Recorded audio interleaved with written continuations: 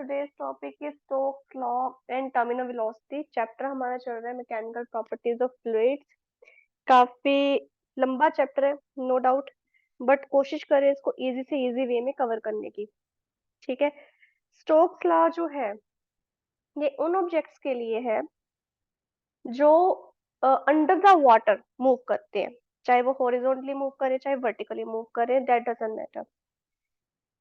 अभी तक हमने विस्कोसिटी के बारे में पढ़ा है ना, उसके लिए काफी सारे टॉपिक्स भी किए थे हमने।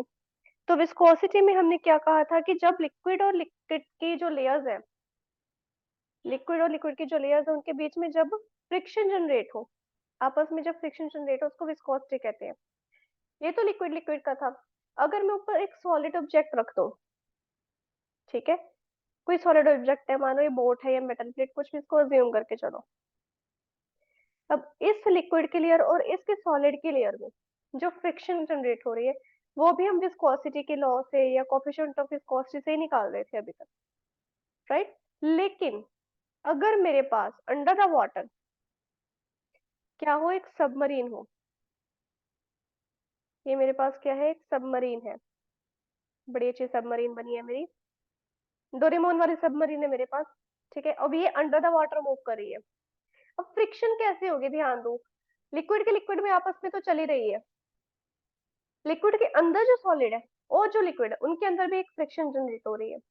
तो उसको हम कोफिशिएंट ऑफ विस्कोसिटी, विस्कोसिटी वाले जो विस्कस फोर्स वाला जो फॉर्मूला है उसके साथ नहीं इसको सॉल्व कर सकते।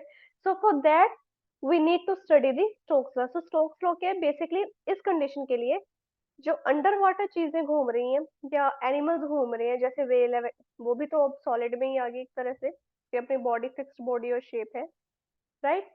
वेल है वो घूम रही है, कोई सबमरीन है वो जा रही है, कोई स्विमर है अंडर वाटर स्विमिंग कर रहा है, स्कूबा डाइविंग चल रही है।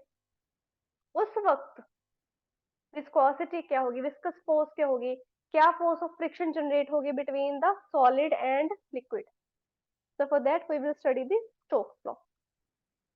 Okay, let me erase all this.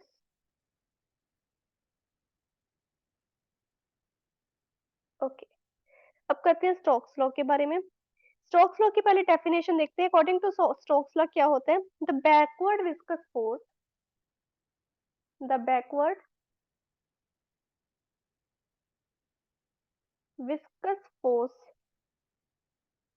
acting on a small spherical body, इसको अज्यूम हम स्फेरिकल बॉडी से ही करके चलेंगे। acting on a small spherical body of radius are moving with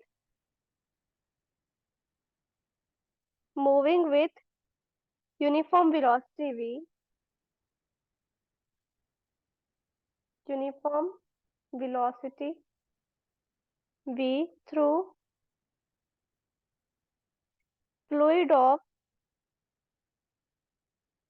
viscosity eta. ठीक है, इज गिवन बाय एक formula होता है इसका जिसको हम प्रूव करेंगे, that is 6 pi eta r v. यानी कि मेरे पास कोई भी स्फेरिकल बॉडी है, ठीक है, ये मेरे पास पानी है, पानी के अंदर कोई स्फेरिकल बॉडी है वो घूम रही है, ठीक है। अब ये जो स्फेरिकल बॉडी है ये जब आगे बढ़ने की कोशिश करेगी, पानी इसके ऊपर पीछे की तरफ धक्का लगाएगा कि नहीं मैंने नहीं तुम्हें आगे बढ़ने देना, या आप कह तो जब ये नीचे जाने की कोशिश करेगी तो ये पानी ऊपर की तरफ धक्का लगाएगा, ऊपर की तरफ एक फ्रिक्शन जनरेट करेगा कि नहीं तुमने नीचे नहीं जाना। ओके, दोनों कंडीशन में पॉसिबल है लेयर्स में, और मतलब बॉडी सबमर्ज्ड इन वाटर में या लिक्विड में। तो क्या होगा, ये इक्वल अमाउंट में फोर्स जनरेट करेगी, किसके इक्वल अमाउंट में, फ्रिक्शन की इक्वल अमाउंट में उतनी ही फोर्स जनरेट करेगी जिस डायरेक्शन में ये मूव करना चाहिए, चाहे वर्टिकल है चाहे हॉरिजॉन्टल है। फ्रिक्शन की ही equal amount, equal and opposite यहाँ पे चलेगा। ठीक है, अब इसको डिराइव करते हैं। स्टोक्स लॉ के अकॉर्डिंग जो विस्कस फोर्स है, जो विस्कस फोर्स है, फर्स्ट ऑफ ऑल ये डायरेक्टली प्रोपोर्शनल है, या मैं कह दूं ये डिपेंड करता है on the coefficient of viscosity of liquid. Coefficient of viscosity क्या है, इट्टा। ये किसके ऊपर डिपेंड करता है, इट्टा के ऊपर। फिर जो विस्कस फोर्स है ये और किसके ऊपर डिपेंड करता है, जो मेरे पास स्फेरिकल बॉडी है, जो सॉलिड ऑब्जेक्ट है, उसका रेडियस कितना है, स्फेरिकल बॉडी का रेडियस उसके ऊपर डिपेंड करता है। नंबर 3, जो विस्कस फोर्स है वो वेलोसिटी ऑफ द बॉडी, जो बॉडी कितनी तेजी से नीचे की तरफ जा रही है, कितनी तेजी से आगे की तरफ बढ़ रही है, उसके ऊपर ये डिपेंड करता है। ये ईदर और कंडीशन है, ठीक है। ये दोनों इकट्ठी भी हो सकती हैं। हो सकता है ऑब्जेक्ट बड़ी तेजी से हॉरिजॉन्टली नीचे की तरफ जाने की कोशिश कर रहा हो, इस तरह से। ओके, अब देखिए, हमें नहीं क्लियर ये इसके डायरेक्टली प्रोपोर्शनल है तो स्क्वायर में है, इनवर्सली प्रोपोर्शनल आ रहा है कि कैसे आ रहा है, we have no idea about it. हम क्या कह सकते हैं, that it is directly proportional to eta a r b and we raise to the power c. हमने पावर्स को नाम दे दिया। Now that constant of proportionality will appear. Sign of proportionality को हटा के हमारे पास इक्वल टू का साइन आएगा, कांस्टेंट ऑफ प्रोपोर्शनैलिटी आ जाएगा ये के eta a r b we सी, ठीक है। के क्या डायमेंशनलेस कांस्टेंट है। अब क्या करना है, डायमेंशंस निकालनी है वेरियस क्वांटिटीज की। तो फोर्स की डायमेंशन क्या होती है, M L T to the power -2। K की कोई डायमेंशन नहीं है, it will be remain as it is. तो इट्टा की डायमेंशन हमने निकाली थी एम एल -1 टी -1, ठीक है, to the power a. R की डायमेंशन, आर मीटर डिस्टेंस है, रेडियस है, लेंथ है, तो केरा लेंथ आ गया। वी वेलोसिटी है, metre per second, metre per second, ठीक है। अब हम क्या करेंगे, कंपेयर करेंगे values, compare the dimensions of M L and T. पहले एम की निकालते हैं, फिर एल की, फिर टी की। एम में मेरे पास लेफ्ट हैंड साइड 1 है, राइट हैंड साइड एम में मेरे पास 1 ए पड़ा है, बस यही है। या तो ए की सीधा वैल्यू निकल के आ गई 1, कोई और तो एम है ही नहीं इधर। आगे एल में देखिए, एल इस तरफ 1 है, राइट हैंड साइड मेरे पास एक तो माइनस ए पड़ा है, एक प्लस बी पड़ा है, एक प्लस सी पड़ा है, ठीक है। टी का देखते हैं एक बारी, टी में है इधर -2 equals to minus a minus -2a -2a -c। अब एक तरह से हम टी वाली इक्वेशन से सी की वैल्यू निकाल सकते हैं। ए तो मेरे पास 1 नहीं है ना, तो सी मेरे पास क्या आ जाएगा, -2 +2, यहाँ पे सी है, तो इस तरह से तो सी 0 बन रहा है। नहीं नहीं नहीं, 0 तो बनेगा ही नहीं, 0 तो वैल्यू आ ही नहीं सकती क्योंकि ये चीजें डिपेंड करती हैं, तो ये तो यहाँ पे गड़बड़ होगी। चलिए फिर इधर एल वाले में डालते हैं। तो इस तरह से हमें ध्यान रखना पड़ता है इन चीजों का। एल वाले में वैल्यू पुट करते हैं, तो यहाँ पर मेरे पास सी मेरे पास प्लस का था ना, हाँ सी मेरे पास यहाँ पर एल का प्लस का है, ठीक है। यहाँ पे यहाँ पे 1 वैल्यू डालेंगे एक ही जगह पे, 1 + 1 हो जाएगा बी प्लस सी, बी प्लस सी मेरे पास 2 आ गया,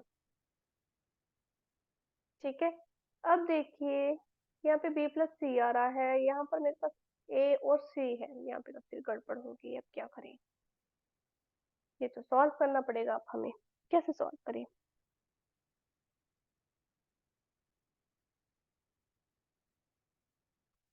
एक मिनट, मुझे लगता है मैंने कोई गड़बड़ की है, यहाँ पर -a ही था, बता तो दो। यहाँ पे मैम -a ही है, 2a नहीं है। अच्छा खासा मैं सॉल्व कर रही थी, तो यहाँ पे तो सी मेरे पास आराम से आ जाएगा। 1 -2 + 1 क्या हो जाएगा, -1, तो सी तो -1 आ गया। सी की वैल्यू क्या आ गई, -1 नहीं, इधर सी भी तो नेगेटिव है, तो माइनस माइनस प्लस। +1 हाँ, सी की वैल्यू +1 आ गई। 1 और अब यहाँ ए पे की भी वैल्यू फिल 1। करते हैं, बी की भी वैल्यू 1 आ जाएगी, यहाँ से यहाँ पे कर रही हूँ, बी की भी वैल्यू 1 आ जाएगी, यहाँ पे 1 फिल करोगे तो -1 1 हो जाएगा, तो ए बी सी तीनों की वैल्यू 1 हो जाएगी, ठीक है। अब इस वैल्यू में, इन वैल्यूज को इस क्वेश्चन में फिल करते हैं, एफ इज इक्वल टू के इट्टा आर वी हमारे पास आ गया। ये जो के है एक्सपेरिमेंटली फाइंड आउट हुआ कि 6 पाई के इक्वल है, तो मेरे पास एफ की वैल्यू आ जाएगी 6 पाई इट्टा आर वी। ये लो जी, स्टोक्स लॉ प्रूव हो गया। अब क्या कंडीशंस है जिसके अंदर स्टोक्स लॉ वैलिड है, ये भी जानना जरूरी है। सबसे पहले जो फ्लूइड जिसके अंदर से बॉडी मूव करी है उसके पास क्या इनफाइनाइट एक्सटेंशन हो, फ्लूइड के पास क्या हो, इनफाइनाइट एक्सटेंशन, ये फर्स्ट कंडीशन है। सेकंड कंडीशन क्या है, सेकंड कंडीशन बताती है जो बॉडी है वो परफेक्टली रिजिड एंड स्मूथ हो, रिजिड एंड स्मूथ, क्या? बॉडी। थर्ड कंडीशन क्या कहती है कि बॉडी और फ्लूइड के अंदर नो स्लिप हो, यानी कि प्रॉपर फ्रिक्शन हो। ठीक है, नो स्लिप, ये ना बॉडी फ्लूइड के अंदर स्लिप करी जा रही है, प्रॉपर दोनों में जम के फ्रिक्शन होना चाहिए, घमासान युद्ध होना चाहिए दोनों के अंदर। अब नेक्स्ट है जो मोशन है बॉडी का, वो हमें टर्ब्यूलेंट मोशन ना दे। अब टर्ब्यूलेंट मोशन भी हम आगे पढ़ेंगे क्या होता है, टर्ब्यूलेंट फ्लो क्या होता है। जो मोशन है हमेशा क्या हो, स्ट्रीमलाइन, इनका आपस का मोशन क्या हो, स्ट्रीमलाइन हो। ये भी हम पढ़ेंगे, स्ट्रीमलाइन एंड टर्ब्यूलेंट मोशन हमारा अगला ही टॉपिक है, इस क्लास के बाद वाला टॉपिक है।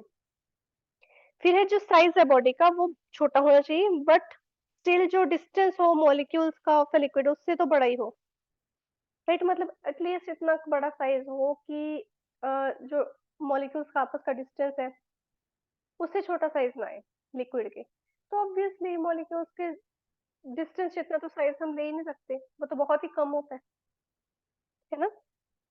तो मीडियम देख लो, मीडियम हमारे पास होमोजीनियस होना चाहिए, होमोजीनियस मीडियम होना चाहिए। और जो कॉन्टिन्यूस हो बॉडी, वो कॉन्टिन्यूस ही रहेगी, अगर स्ट्रीमलाइन फ्लो होगा तो वो कॉन्टिन्यूटी रहेगी उसमें। ठीक है, तो ये है हमारा स्टोक्स लॉ। अब करते हैं नेक्स्ट टॉपिक पे। नेक्स्ट टॉपिक है टर्मिनल वेलोसिटी। अब इसको देखिए, जब भी कोई ऑब्जेक्ट, यही वाला एग्जांपल लेते हैं, मेरे पास मान लो कोई बॉल है, लिक्विड के अंदर गिरेगी, पहले ही यहाँ थी, मैंने इसको यहाँ से ड्रॉप कर दिया, ठीक है। तो जैसे ही अंदर जाएगी, जैसे ही अंदर जा रही है, अब ये जो लेयर्स है उनके अंदर मोशन जनरेट कर रही है, ऑब्वियसली उनको हटा रही है या उनका लेवल रेज कर रही है, कुछ भी करिए, फिर धीरे धीरे यहाँ पे पहुंची, लेवल लेयर्स के अंदर मोशन है, फिर यहाँ पे पहुंची, फिर यहाँ पे पहुंची, फिर यहाँ पे पहुंची। लेयर्स के अंदर क्या जनरेट कर दिया इसने, मोशन। ठीक है, मैंने इतनी जोर से पत्थर फेंका नदी में, जैसे कार्टून्स वगैरह में दिखाते हैं कि वो गोल गोल ऐसे लेयर्स बनाती गई, और बाद में जब वो अंदर गया, अंदर जाते ही उसने लेयर्स के अंदर मोशन जनरेट कर दिया, चाहे पत्थर बहुत छोटा था लिक्विड से। ठीक है, तो इसका टर्मिनल वेलोसिटी से क्या लेना देना है। जो बॉडी है, विस्कस फोर्स भी तो एक्सपीरियंस करिए, जब वो लेयर को हटा के अंदर की तरफ जा रही है पानी के अंदर, तो वो क्या एक्सपीरियंस करेगी, लेयर्स का फ्रिक्शन, विस्कस फोर्स को एक्सपीरियंस करेगी। वो विस्कस फोर्स क्या करेगी, इसके ऊपर फ्रिक्शन लगाएगी, नहीं मैंने तो मैं अंदर जाने देना, मैंने तो मैं आगे बढ़ने देना, यही करेगी, है ना। अब देखिए, अगर वेलोसिटी जो है बॉडी की वो इंक्रीज हो जाए, अगर वेलोसिटी जो है बॉडी की वो इंक्रीज हो जाए, जो विस्कस फोर्स है वो भी बढ़ जाएगी। Velocity increases, viscous force increases. Viscous force कौन सी वाली, ये वाली करनी है, 6 पाई इट्टा आरवी। वो ऊपर अगर था ऑब्जेक्ट उसके लिए थी, ये अंदर चला गया ना ऑब्जेक्ट, जैसे जैसे नीचे की तरफ जाता जाएगा। अब इसको मैं अच्छे से आपको एक और एग्जांपल लेके समझाती हूँ। यहाँ पे चलो, मेरे पास लिक्विड है, ठीक है, ये बॉडी है, ये इसके अंदर, इसकी जो वेलोसिटी थी ये बढ़ती गई, विस्कस फोर्स जो थी, जो विस्कस फोर्स है वो भी बढ़ती गई, क्योंकि फ्लूइड इसके ऊपर लगा रहा है, या मैं कह दूं इसको ऊपर की तरफ लिख दूं ताकि इजी हो। एफ भी मेरी बढ़ती जा रही है, जैसे वेलोसिटी बढ़ रही है वैसे विस्कस फोर्स बढ़ रही है। ठीक है, तो धीरे धीरे ये फिर होएगा, वेलोसिटी बढ़ती गई, विस्कस फोर्स और बढ़ गई। और देखिए यहाँ पे एक्सेलरेशन यहाँ पे तो हाई थी, जैसे जैसे नीचे जाएगा एक्सेलरेशन में चेंज आएगा, कभी कम होगी कभी बढ़ गई। लेकिन देखो, अगर एक्सेलरेशन वरी कर रही है बॉडी की, अगर एक्सेलरेशन वरी कर रही है, तभी तो वो कॉन्स्टेंटली जो है वेलोसिटी में भी चेंज आ रहा है, वेलोसिटी बढ़ती जा रही है, इंक्रीज होती जा रही है, because of the variation in acceleration. ठीक है, तो एक्सेलरेशन कहीं पे कम होगी कहीं पे बढ़ेगी, तो एक स्टेज पहुंचेगी बेटा। अब ये वेलोसिटी किस कारण बढ़ रही है, ये भी देखो, वेट के कारण, वेट डाउनवर्ड लग रहा है ऑब्जेक्ट का, ऊपर एफ लग रहा है। अब एक स्टेज पहुंचेगी, क्या स्टेज पहुंचेगी, कि जो वेट है बॉडी का जो वेट है ये बिल्कुल इक्वल हो जाएगा to the sum of upthrust and viscous force. Upthrust, upthrust याद है, लिक्विड के अंदर किसी ऑब्जेक्ट को डालोगे अपवर्ड फोर्स लग रही है, विस्कस फोर्स और अपवर्ड फोर्स लगे है। विस्कस फोर्स है लिक्विड के विस्कोसिटी के कारण। ठीक है, इसको दोबारा करते हैं, 1 मिनट रुको, दोबारा करवाती हूँ मैं। क्या किया हमने चैप्टर के शुरुआत से लेके अभी तक? अपथ्रस्ट किया था कि जैसे बॉडी को अंदर डालोगे अपवर्ड फोर्स लगेगी हर एक एंगल से। ठीक है, तो अपवर्ड थ्रस्ट को, ये अपवर्ड थ्रस्ट को मैंने यहाँ पे लगा दिया कि ये ऊपर की तरफ लग रहा है, यू अपथ्रस्ट। जैसे ही बॉडी अंदर जा रही है उसकी किसके कारण जा रही है? वेट के कारण। जैसे नीचे जा रही है वेलोसिटी बढ़ रही है। जैसे वेलोसिटी बढ़ रही है लिक्विड के विस्कोसिटी के कारण विस्कस फोर्स भी बढ़ रही है। और नीचे गई, यहाँ पे एक्सेलरेशन वेरी कर रही है, यहाँ पे भी एक्सेलरेशन वेरिएबल है, वेरी करी जा रही है। यहाँ पर अगेन वेट हमारे पास है, वेलोसिटी फिर बढ़ गई, वेलोसिटी बढ़ गई तो विस्कस फोर्स बढ़ेगी। अब नीचे जाई जा रहा है तो अब थ्रस्ट भी बढ़ रहा है। जितनी ज्यादा ऑब्जेक्ट को नीचे लेके जाओगे अब थ्रस्ट उतना ज्यादा लगेगा कि नहीं? उतना ही ज्यादा लगेगा। लिक्विड पूरा जोर लगा रही है इसको बाहर निकालो, है ना। अब और नीचे जा रही है, जब यहाँ पे पहुंची तो मेरे पास एक सिचुएशन पहुंच गई, एक स्टेज आ गई, जो वेट है बॉडी का, वेट है जो बॉडी का, वो किसके इक्वल हो जाएगा? अपथ्रस्ट के। यानी कि जितना वेट है उतनी अपथ्रस्ट लग रही है, प्लस उतने ही नहीं, उसके अंदर एडिशन भी है एक चीज की, किसकी? अपवर्ड डायरेक्शन में, ऑपोजिट डायरेक्शन में क्या लग रहा था? F, viscous force. यानी कि इन दोनों के एडिशन के इक्वल मेरे पास वेट आ रहा है। मान लो ये 15 है, ये 2 है, ये 17 ही था मेरे पास, पहले से 17 था। ठीक है, ज्यादा रिलेशन इनका होता है, विस्कस फोर्स तो लेयर्स के बीच में है ज्यादा, राइट, ज्यादा रोल ऑफ थ्रस्ट का होता है। तो वेट जो है मेरे पास विस्कस फोर्स और थ्रस्ट के एडिशन के इक्वल आ गए, तो वेलोसिटी का क्या होगा? वेलोसिटी मेरे पास क्या होगी? कांस्टेंट। क्या होगी? कांस्टेंट। ये इंक्रीज हो रही थी, यहाँ पे भी इंक्रीज हो रही थी, कांस्टेंट होगी।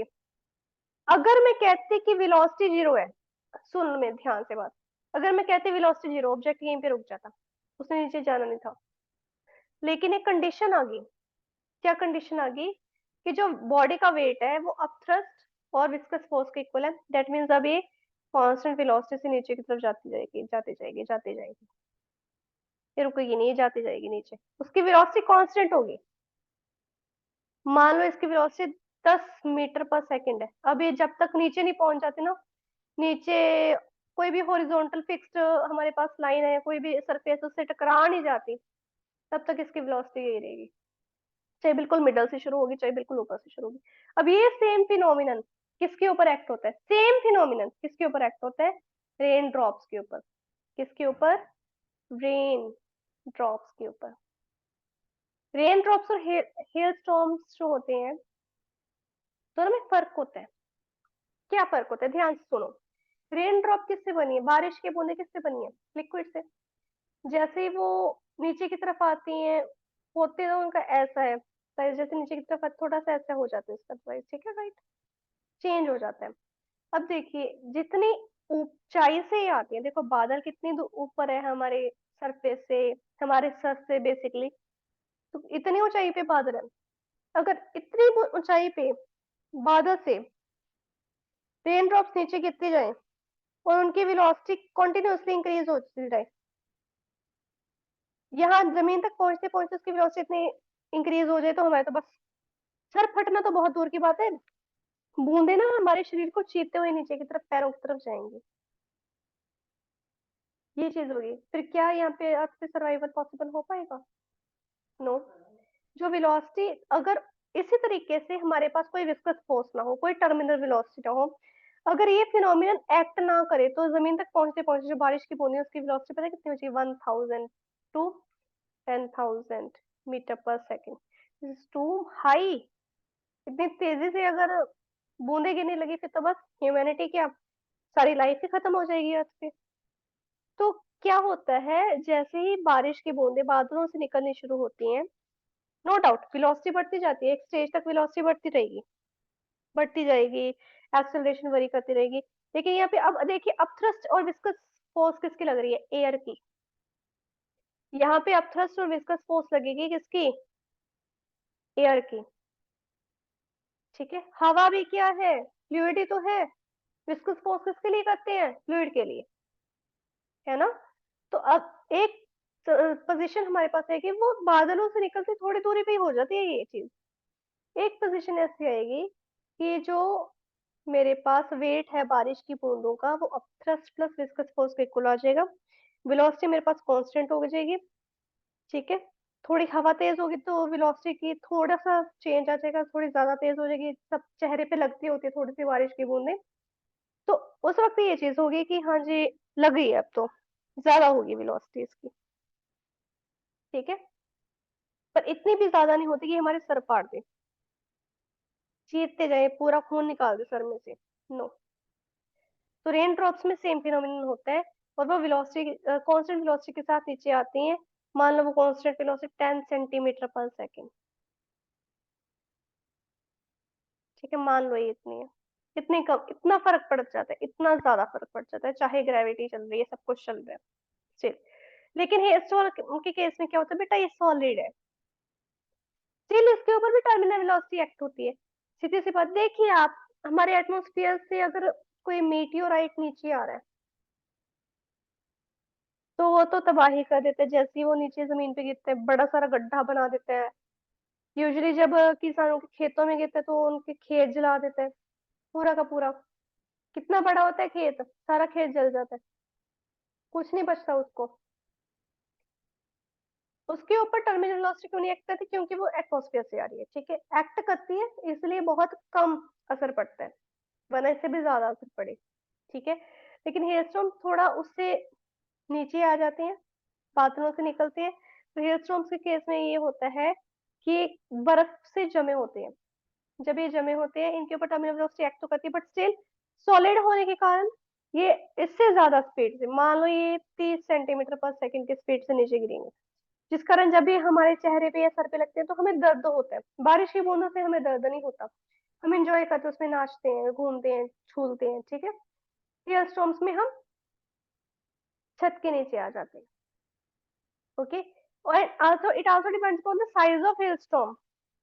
हेयर स्टॉर्म अगर बहुत छोटा है वो नहीं इतनी तकलीफ देगा। अगर हेयर स्टॉर्म में 1-1 किलो का बर्फ का गोला, तब, या 500 ग्राम बर्फ का गोला, तब तब सर फटेंगे।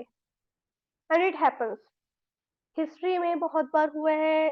पिछले 2-3 सालों से कई जगहों पे बारिश हुई है जहाँ पर हेलस्टॉर्म्स का साइज आम से थोड़ा बड़ा रहा है। ठीक है, आम इतना साइज होता है, उसका इतना साइज रहा है। इतने बड़े साइज के भी हेलस्टॉर्म पास्ट में बहुत, यू कैन से, दशकों पहले या 2-3 सदियों पहले गिर चुके हैं। और जहां पर गिरे थे वहां पर लोगों का खात्मा ही हुआ है, मतलब इंसान छोड़ो जानवर भी नहीं रहे हैं वहां पे, पेड़ भी नहीं रहे हैं। उसके बाद दोबारा से वहां पर आबादी आनी शुरू हुई है। ठीक है, तो ये है हमारे पास टर्मिनल वेलोसिटी। टर्मिनल वेलोसिटी को, अब इसका एक्सप्रेशन भी तो होता है, सिर्फ यही नहीं होता टर्मिनल वेलोसिटी में, इसका एक एक्सप्रेशन भी होता है। इसको स्टोक्स लॉ को मैं इरेज कर देती हूँ, यहाँ पे मैं टर्मिनल वेलोसिटी का एक्सप्रेशन सॉल्व कर दूंगी आपके लिए। स्टोक्स लॉ सिंपल है, स्टोक्स लॉ में कोई दिक्कत नहीं है। इसके क्वेश्चंस में दिक्कत आएगी, जब आप न्यूमेरिकल्स निकालोगे तब दिक्कत आएगी, कोई बात नहीं, तब भी कर लेंगे। अगर हमें कोई चीज को सॉल्व करते हुए या प्रॉब्लम को सॉल्व करते हुए कोई दिक्कत नहीं आ रही है, that means we are not doing it in the right way. ये इसका मतलब ये नहीं कि सारी की सारी वर्कशीट ही आपकी डाउट हो, नो। इसका मतलब ये है कि कहीं पे कुछ चीज नहीं आई है जिसके बारे में हमें अभी प्रॉपर नॉलेज नहीं थी। जब वो डाउट आता है तो हम उसको अच्छे से सॉल्व करते हैं। अब देखिए, जैसी बॉडी फॉल कर रही है, बहुत सारी फोर्सेस एक्ट करेंगी बॉडी के ऊपर। कौन कौन सी फोर्सेस एक्ट करेंगे? सबसे पहले एक्ट करेगा वेट। वेट, देखो हम बारिश की बूंद को ये तो लेके चलेंगे नहीं, स्फेरिकल लेके चलेंगे, मान के चलेंगे स्फेरिकल है। ठीक है, स्फेरिकल है, weight is equals to mg। Sphere है ना, स्फीयर का मास क्या होगा? Rho is equals to m upon v होता था ना। m क्या निकालोगे? Rho into v। वॉल्यूम क्या है? m क्या आ गया? Rho into v। स्फीयर का वॉल्यूम 4/3 पाई r क्यूब इंटू रो। ठीक है, 4/3 पाई r क्यूब इंटू रो जी। रो किसकी डेंसिटी है? रेन ड्रॉप की। किसकी है? रेन ड्रॉप की, याद रखना। फिर एक इसके ऊपर क्या लगेगी? Upward thrust. किसकी? एयर की। किसकी लगेगी? एयर की। या चलो रेन ड्रॉप नहीं लेना, ये वाला ले लेते हैं। समुद्र के अंदर बॉडी जा रही है, तो बॉडी का, रेन ड्रॉप और बॉडी, उसका डेंसिटी है रो। नीचे की तरफ, पानी के अंदर नीचे की तरफ जा रहे हैं, तो पानी इसके ऊपर अपथ्रस्ट लगा रहा है। क्या लगा रहा है? अपथ्रस्ट। अपथ्रस्ट का क्या फॉर्मूला होता है? किसके इक्वल होता है? Weight of the liquid is placed के इक्वल होता है ना अपथ्रस्ट। सिंपल सी बात है।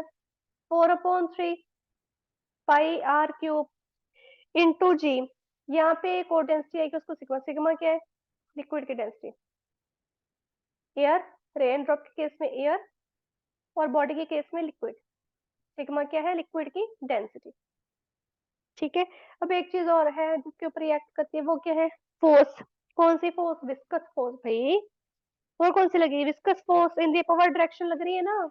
ये देखो, लग रही है ना पावर डायरेक्शन में। विस्कस फोर्स को हम क्या कहेंगे? अभी हमने स्टोक्स लॉ से निकाला था, 6 pi eta r v. 6 pi eta r v. अभी तक हमने क्या करके आए हैं? अभी तक हमने क्या किया? ये वाली फिगर को ध्यान दो। वेलोसिटी बढ़ रही है, वेलोसिटी बढ़ रही है, एफ बढ़ रही है, वेलोसिटी बढ़ रही है, एफ बढ़ रही है। लेकिन एक स्टेज आई जब मेरे पास जो वेट है ऑब्जेक्ट का, वो विस्कस फोर्स और थ्रस्ट के सम के इक्वल हो गया। सो इस पे हम क्या कहेंगे कि that body attains terminal velocity. Terminal velocity जब वो कांस्टेंट हो जाएगी, बॉडी अटेन्स टर्मिनल वेलोसिटी। तो मैं कह दूं when body attains terminal velocity, at that time क्या होता है? W becomes equal to U plus F। W क्या है? 4/3 pi r cube rho g. U क्या है? 4/3 pi r cube sigma g, plus F क्या है? 6 पाई इट्टा रो V। यही चीज है मेरे पास। हाँ जी, बिल्कुल यही चीज है। अब देखिए, ये वाली टर्म एक साइड लेके आ सकते हैं ना, तो 6 पाई इट्टा आर वी में इधर ले आई। यहाँ पर आ गया मेरे पास 4/3 pi r cube rho g minus 4/3 pi r cube sigma g. ठीक है, ये टर्म्स हमारे पास कॉमन निकल आएंगी, तो कॉमन निकालते हैं। 4/3 पाई आर क्यूब जी मेरे पास आ गया rho minus sigma, which is equal to 6 pi eta r v are trying to find the velocity. ठीक है, तो ये सारी की सारी टर्म क्या है? इस तरफ डिवाइड हो जाएगी, तो मेरे पास वेलोसिटी यहाँ पर आ जाएगी 4/3 पाई आर क्यूब जी।